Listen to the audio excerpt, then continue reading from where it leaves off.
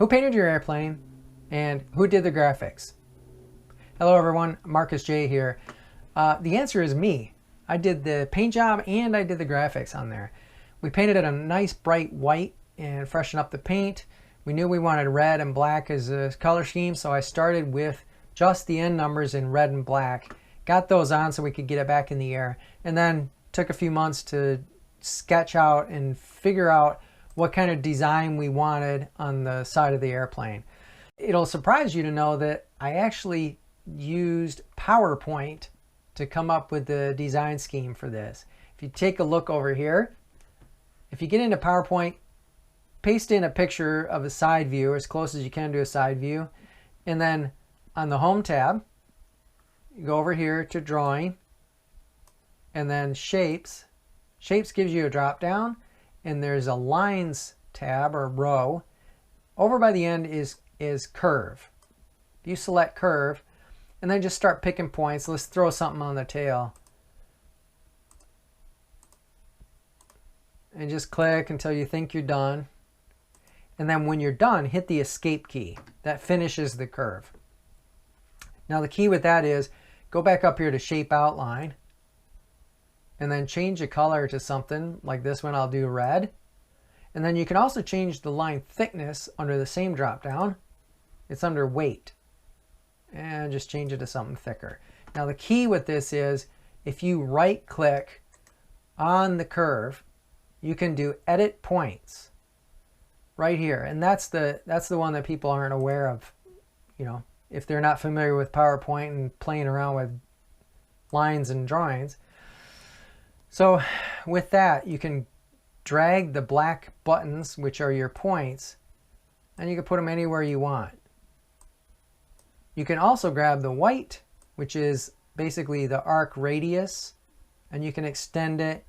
You can twist it a little bit to change the tangency, you know, how it interacts with the point next to it. And if you don't like a point, like let's say this here, I don't like how it dips here, you can click on that, right click, and just delete it. Now if I want to smooth this out some more, I can drag this point over. I can extend and rotate. And just, like I say, it's really easy. Just drag your points. It's something to play with, and it's fun. It's cheap. Most people have PowerPoint already on their computer, so it's pretty easy to use. When you're done with that, this is what it looks like. So I did this whole design scheme just in PowerPoint, got all the curves where I wanted them, and then you could print this out and maybe even color in by hand. I used a red and black pen on some cases, and then when I thought it was where I wanted it, I just put it into Paint and kind of filled it in Microsoft Paint, and which was pretty easy.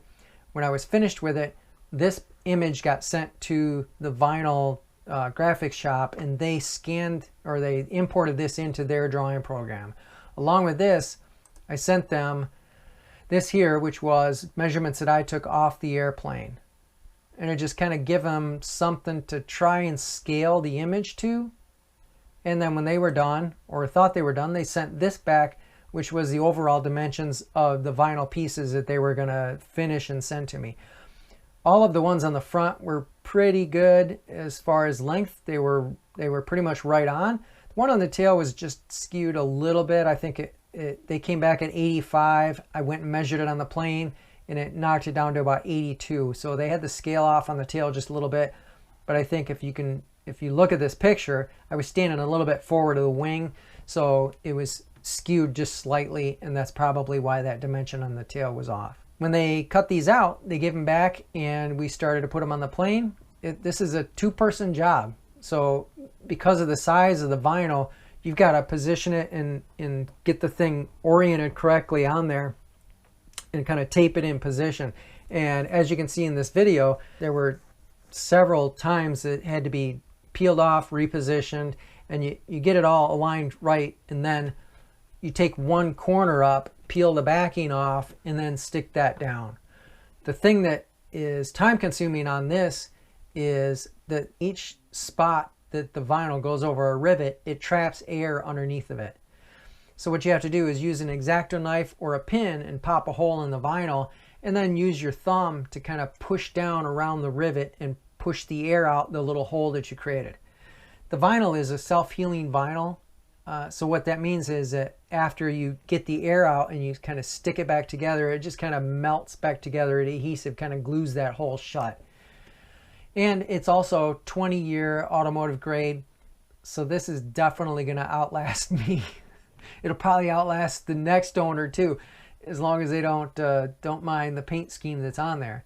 And the cool thing about it is it's vinyl. If you don't like it, take the heat gun, warm it up, and peel it off and start over. That's how it was done. Have fun. Go play with PowerPoint. Maybe you can come up with your own paint scheme for your own plane.